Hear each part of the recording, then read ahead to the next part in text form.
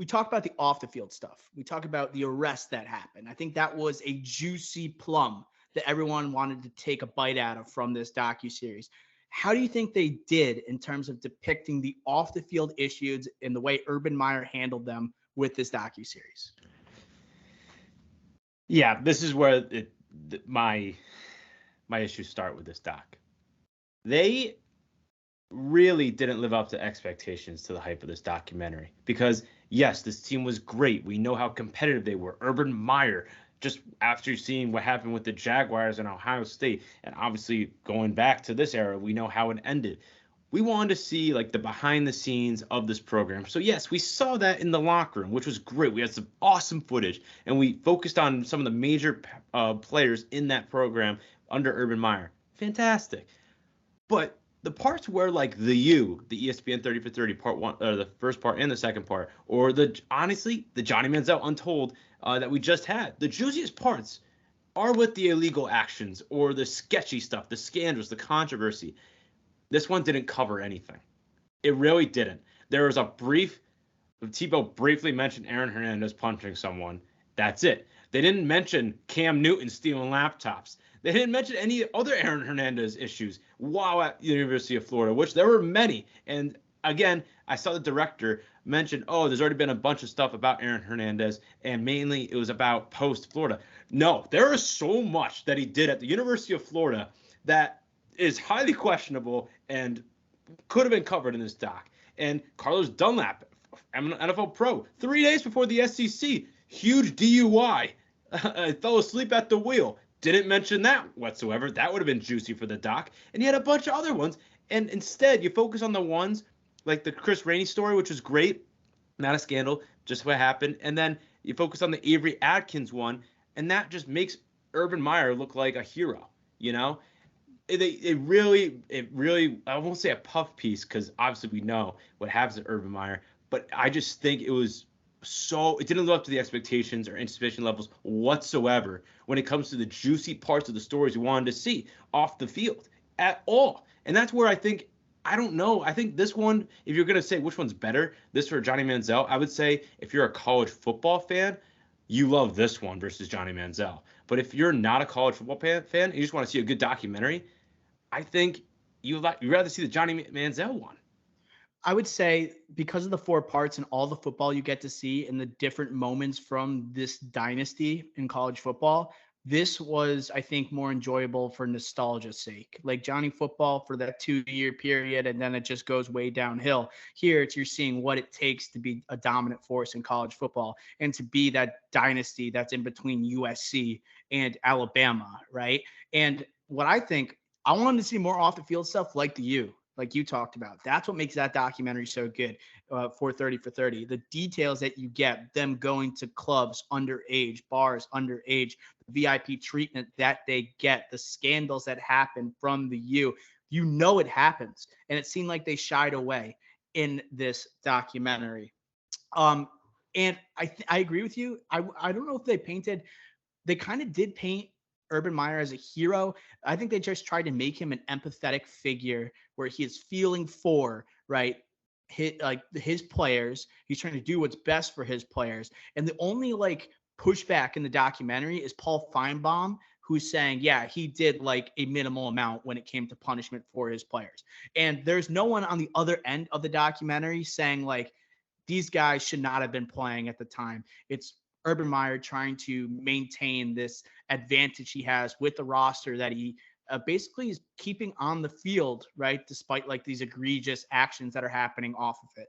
I just thought that was ridiculous. There was no pushback. We just heard from those core members. It was just Tebow. It was Brandon Spikes. It was Dan Mullen, the offensive coordinator, and Urban Meyer himself. Like those 4 people and Feinbaum. So there just wasn't much resistance, I would say, in this doc. Yeah, and then like they briefly at the end of 09 say, oh, he retired, but then he came back 2 months later. It was literally like written. They didn't like it's like you gotta do part 5. The last episode was the pain of greatness, and they covered the 2009 season in 10 minutes, and then the next 10 minutes were like, oh, after the season or like right at the postseason, this like didn't really work out, and then the next 15 minutes was kind of like, oh, like this is where everyone went. Like Brandon Spikes did this, Brandon James did this, Chris Rainey did this, Team Tebow did this. But it's like you could have covered like some of the consequences of what happened in 2010. Or hey, if we're gonna go back to like some of these issues, like if like for example, Riley Cooper, not mentioned here, also Seems arrested. intentional. They showed some highlights. Also arrested at the University of Florida. Could have mentioned that arrest. Aaron Hernandez, like I mentioned. The Pouncey twins were not mentioned. Percy Harvin, not even included in this doc, by the way. Joe Hayden, not included in this doc interviews. Two big NFL stars. But besides the point, you could just go like another route instead of a puff piece. Just say, hey, like he decided to go this way after the Avery Atkins thing. Decided to keep him involved on the team, get him back, keep him on the field. But then look what happened later on. Riley Cooper, obvious. Aaron Hernandez, obvious.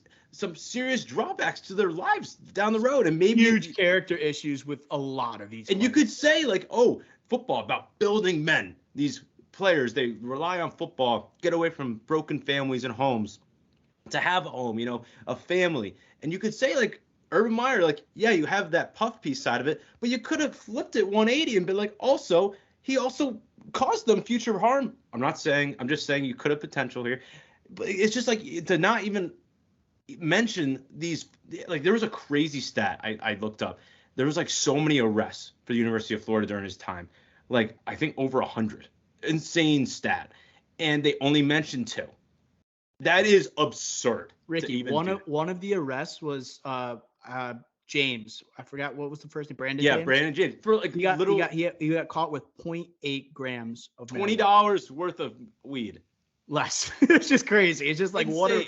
Like that is like out of all the terrible things that this group of young men have done, that is the one you decide to pull out. Maybe because he's a high profile name, but it's also because you don't want to bring up the name Riley Cooper. You don't want to bring up the name Aaron Hernandez. It's too risky, you know, for them. And I think there if there was a little resistance, you would argue also like, and you could also say based on the locker room video that we got, and I thought was a nice look inside the Florida Gators, Urban Meyer strictly cared about winning.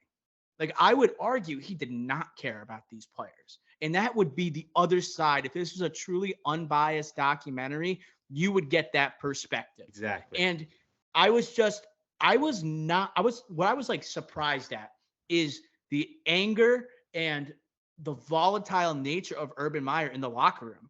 I didn't know he had that much fire. If you watch him on the sidelines, he acts like a completely different person. Yes, he'll have like an outburst every once in a while, but like from these chants that they're doing right before they leave the locker room and head onto the field, it's like, kill these mother effers. And then it's like him swearing after every 3 words. I'm like, wow, this is a side of Urban Meyer that I think people are going to be surprised when they watch this documentary. And I'm actually not shocked whatsoever he has those heart issues, because he is a psycho.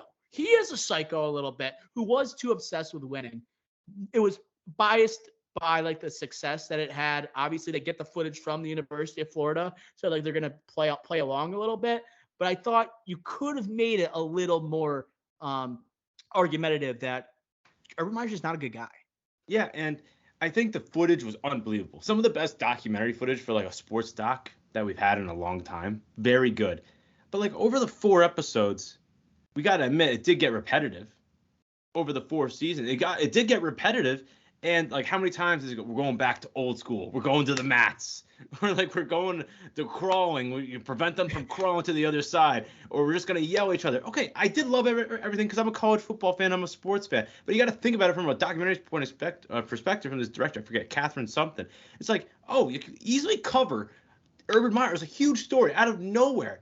He's getting the best recruiting class in the country out of nowhere. He just resigns after going 12-0 to SEC championship, and then 2 months later he comes back for a year, and then goes 8-5 and wins like the Outback Bowl or some BS. Like he didn't cover the most like intriguing part where you could be like kind of his downfall, and then a year later he decides to go to Ohio State, who they beat in the national championship in 07, 06, whatever it was. So it's just like you literally could have you had it right there.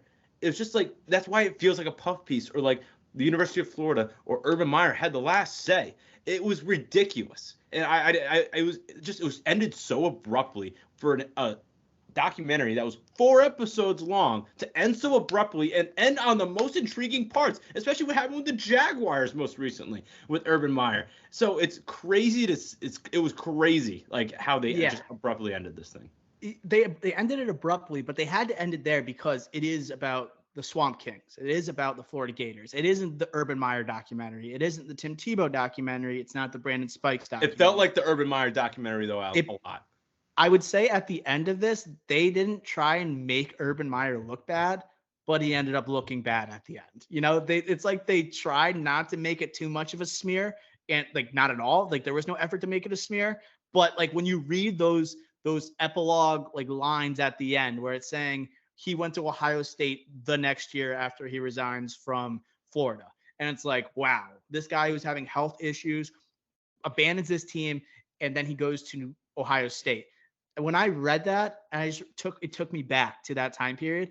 And it just seemed like he's just a sore loser. He can't take not winning a national championship. It just seemed that's what people. I just took me back to that era. What people were so critical of. Like you want to get out of this like this football country that make this football state that is like holding you and like feeling like you are tightened all the time. That you have to take 2 Ambiens and drink a beer to fall asleep. Then you go to Ohio State. Like, what? Is there going to be less pressure there? Are you kidding me? It's way more football history there. But he came off looking like a loser and like sore loser.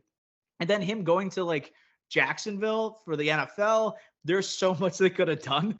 And like you could go into like the social media fiasco, the woman at the bar. Like there's so much off-field stuff just with Urban Meyer they could have done. Yeah. And it's just you can't just ignore the terrible things he's done and just like the character issues he has himself.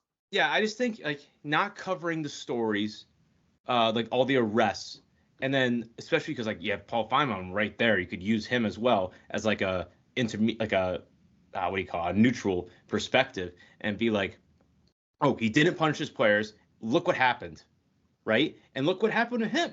You could do the same thing in his downfall. The last episode was called "The Pain of Greatness," right? I'm not saying cover the Jacksonville Jaguars. I'm saying cover the 2010 season and how literally it goes to OSU. How do the Florida fans feel? Yeah. How does Tim Tebow feel? How do all these people feel that he abandoned this program, said he was ill? I'm not saying he wasn't, but literally a year later, he just goes to another arguably better job, Ohio State, bigger job, more important job, his hometown job. Yes, once a lifetime opportunity for him, but like still at the end of the day, Florida's not happy because you said you were ill and you couldn't coach. That's why you left. So I think all in all, like that's a part of it. Because if you're gonna go with the downfall, you got to mention the downfall, right? The third episode was Trouble in the Swamp. You're gonna mention like this is all a part of it. So I think it's free reign to cover that, and that's what's so like for me. I think this is a great doc. All right, I'm coming out hard. I think that's on the treatment of Urban Meyer and I just like think his exactly. I think it was soft. I think the people behind the scenes here, or the director, all these people with producers are soft. I think they just folded. They folded like a chair to the University of Florida, to Urban Meyer, and it's because I'm so upset because the anticipation levels of this doc was through the roof, bigger than Johnny Manziel. And I think it's because the Johnny Manziel one, we should have waited longer, like we mentioned. This one, it seemed like the perfect time. After Urban Meyer, the Jaguars, it seems like he's done. And all these people that are part of this like program at the time, they're all done, and they have free reign, freedom to say whatever they want. And they their paths are closed, their circles are closed. This was the time to do it, and this is what we got. And yes, it was a good doc for nostalgia, like you mentioned. I think it's a good word, nostalgia, for it, or a college football fan. It just didn't live up to the hype of what I wanted to see of everything else. Like it's just for me, that's crazy.